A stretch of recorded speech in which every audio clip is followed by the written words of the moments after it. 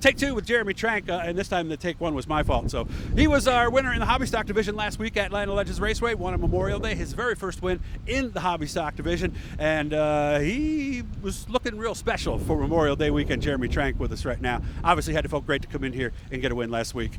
There's the red, white, and blue hair, by the way, so that's what we saw right there. Because they kind of told me to expect something. I think they said something like, have fun, Doug, or something like that. Yeah, I like to have a lot of fun, be patriotic, and said NASCAR a couple years ago, I did the red, white, and blue, and people are asking me where it was, and I had to grow out the mullet again, and Memorial Day was a perfect weekend to support the fallen soldiers from past and just be patriotic for America. Yeah, Veterans Day is for all the folks that are still in. Memorial Day is for the folks that we lost defending our freedoms in this country. So did you really ever think that, oh, I got this special haircut, I hope everybody sees it, that you actually make it down to Victory Lane? I've always hoped that it would, and it worked out perfect. So what was it like coming down there and realizing, oh my God, I did it, and oh, that's right, I even have the hair for it? It was, when you think about it, I mean, like I said in my interview, my dad raced here in the late 80s, and he never really had the opportunity like I got, like car-wise. So it always crossed my mind to race here, and I finally did it, and third time ever hitting the track, racing-wise, I'd pull off a feature win, and it, like I said, it meant everything to get it accomplished. And yeah, and on a special night, too. Yes. That was the other thing. Tell me about the car. I'm still learning about these hobby stocks. What makes it different from street stocks and some of the other full-fender cars we see? We're on DOT tires compared to a racing tire on the street stocks. Our suspension's more stock, like parts you get right from an auto parts store.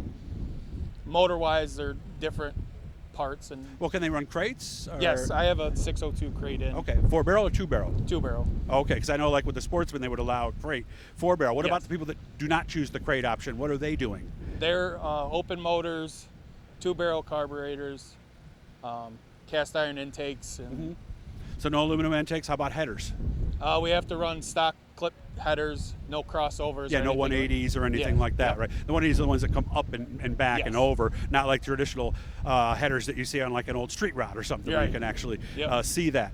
Is this, I know because Fulton has talked about doing it for 2022, is this maybe the last affordable form of race? Because I know what these guys are spending on these street stocks, it's crazy. I mean, it's pretty affordable. I mean, any type of racing, you're going to be spending some money. And even the 4-cylinder class now, I mean, you got to spend some money to be competitive anymore. And everybody's just stepped up their game. And I mean, it's a good stepping stone if you don't want to go modified races, sportsman racing.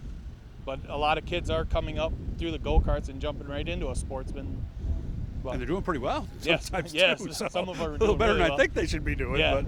But I've heard if you could drive a cart, you can drive anything. What did you drive? What did you come up in? I started off in some 4-cylinder enduros and just a rear-wheel drive enduro class over to Dundee, and just got my feet wet doing that, and never really done anything when I was little.